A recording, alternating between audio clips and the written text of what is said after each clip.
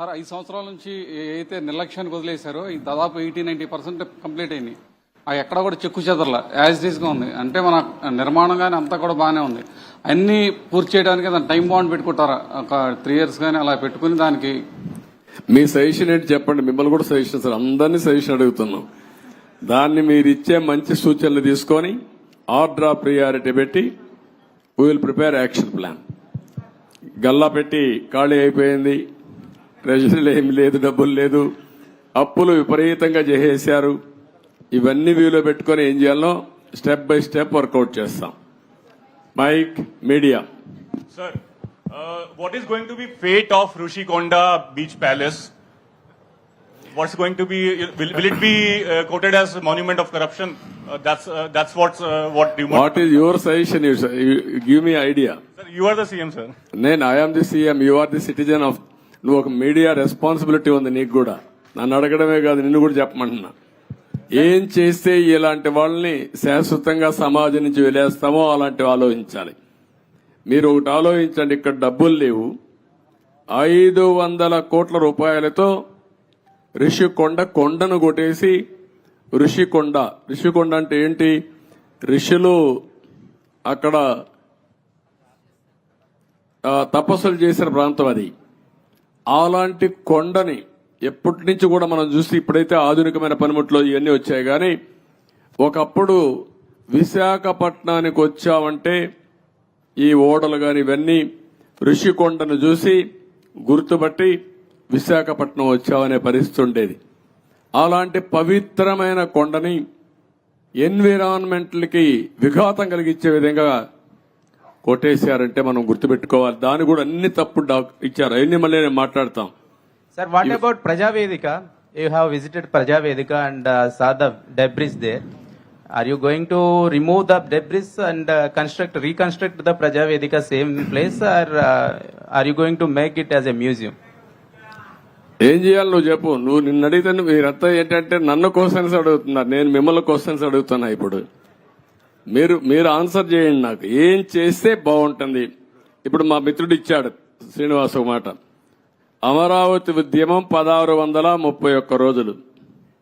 1 + 6 + 3 + 1 11 అన్ని అంకులు కలిపితే జగన్కు వచ్చిన సీట్లు 11. అంటే 2 సరిపోయినాయి. ఇదే దేవుడు రాసిన స్క్రిప్టు, ఇది దేవుడి స్క్రిప్టు. అక్కడికి చాలలేదు. ఈ 11 ఇవ్వడం కూడా కరెక్టా లేదా చర్చ జరగాల్సిన అవసరం ఉంది. అందుకే నేను మిమ్మల్ని అందరినీ కోరుతున్నా. కొన్ని ఇక్కడ మాకు కూడా కొంతమంది ఇబ్బందులు వచ్చాయి. సరైన క్యాండిడేట్ నిలబడలేకపోయారు. నిలబడింది ఇక్కడ ప్రజలు ఎక్కడికక్కడ ముందుకు వచ్చి ఓట్లేశారు. కొన్ని సమస్యలు ఉన్నాయి. కానీ ఏది ఏమైనా ఇలాంటి వ్యక్తులు రాజకీయాలకు అర్హత ఉందా? ఇది చర్చ జరగాల్సిన అవసరం ఉంది రాష్ట్రంలో. Sir, people are confident that you can complete entire Amravati construction, complete the buildings and everything. That's why they gave good verdict. They gave good verdict. Majority of the seats and 161 seats like that. Majority ఇస్తే అయిపోయింది వాళ్ళ పని. మీ పని అయిపోయిందా? Yes, sir. We are confident that you can build. No, you are confident. ఎట్లా build చేయాలో కూడా ఆలోచనలు ఇవ్వండి అందరూ కూడా. సార్ ఇప్పటికీ రాజధాని నిర్మాణానికి అమరావతిని నిర్మించలేదు. ఈ రోజు మీరు మొత్తం విజిట్ చేశారు కదా సార్, అప్రాక్సిమేట్లీ దీని నిర్మాణానికి ఎంత ఖర్చు అవుతుంది? మీరు ఎన్ని రోజుల్లో చేస్తారు? ఇప్పుడు నిన్ను అడగాలి నేను క్వశ్చన్. నేను నియమిస్తే నువ్వు ఎట్టగడతావు చెప్పని అడగాలి నేను ఇప్పుడు. కాబట్టి క్వశ్చన్ అడగడం చాలా ఈజీ, కానీ ఆలోచించి చెప్పడం చాలా కష్టం. నేను ఇంతవరకు ఎంత డబ్బులుంది ఖజానాలో తెలియదు. నిన్నే నేను చూసా. ఆఫ్ బారోయింగ్, ఆన్ బారోయింగ్ 2 ఉన్నాయి. కొన్ని లెక్కలు చూపించి బారో చేశారు, కొన్ని లెక్కలు చూపించకుండా బారో చేశారు. మద్యం కూడా రాబోయే రోజుల్లో వచ్చే ఆదాయాన్ని తాకట్టు పెట్టి బారో చేశారు. అది కూడా ఎంత బారో చేశారు ఇంకా ఎతకాలి. ఇవన్నీ ఒక్కొక్క ఎక్కడెక్కడ ఉన్నాయో మనకే తెలియదు.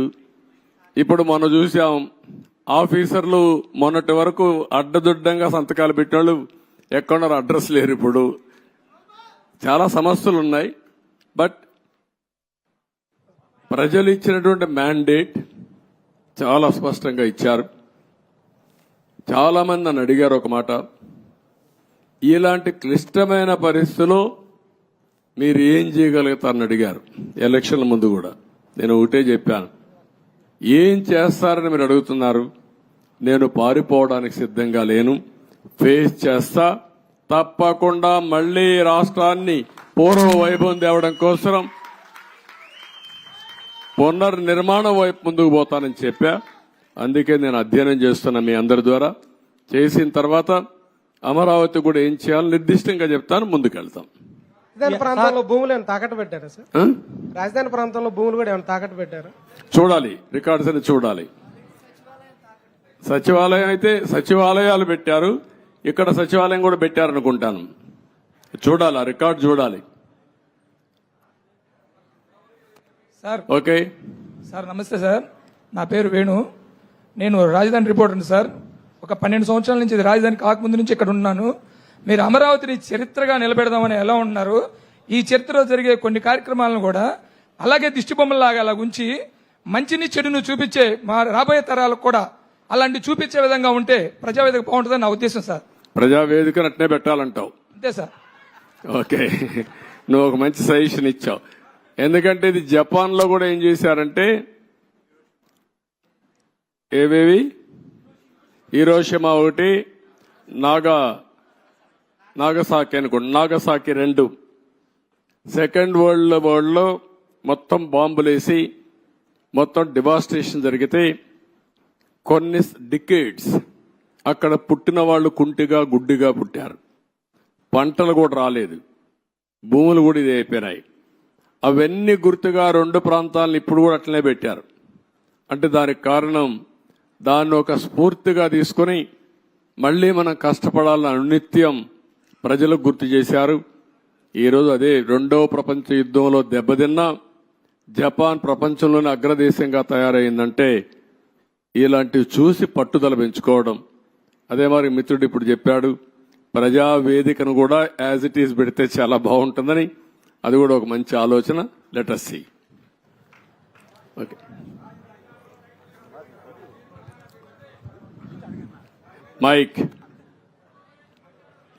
మైక్ ఒకసారి ఆయనకు. హలో సేకరణ చేసిన తర్వాత కూడా సీడ్ యాక్సెస్ రోడ్డు మీద అర్ధరేతులు ఇసుక అక్రమ రవాణా జరుగుతుంది సార్. దాని మీద అంటే నేరాలు అలవాటైన వాళ్ళకి ఇంకా కూడా మారలేకపోతున్నారు. ఒకటే చెప్తున్న అధికార యంత్రాంగానికి కూడా, ఏ అధికార యంత్రాంగం ఇప్పుడు రాష్ట్రంలో ఉన్నారో మళ్లీ ఎక్కడ లాలూచలతో వదిలిపెట్టండి, ప్రజాహితం కోసం పనిచేయండి. ఒకవేళ రేపటి నుంచి ఎక్కడైనా కానీ మీరు చెప్పింది కానీ జరిగితే తప్పకుండా అధికారులపైన కూడా యాక్షన్ కఠిన చర్యలు ఉంటాయి. డెఫినెట్ గా తీసుకుంటా, వదిలిపెట్టను. మీరు కూడా ప్రజల్లో చైతన్యం రావాలి, గట్టిగా నిలదీయండి. ముందు మారిగా బాధితులపైన దాడి చేస్తే ఎట్టి పరిస్థితులు నేను వదిలిపెట్టను. ప్రజాహితం కోసం ఎవరు ముందుకొచ్చి పనిచేసినా వారికి పూర్తిగా అండగా ఉంటాం. మీరేం భయపడాల్సిన పని లేదు.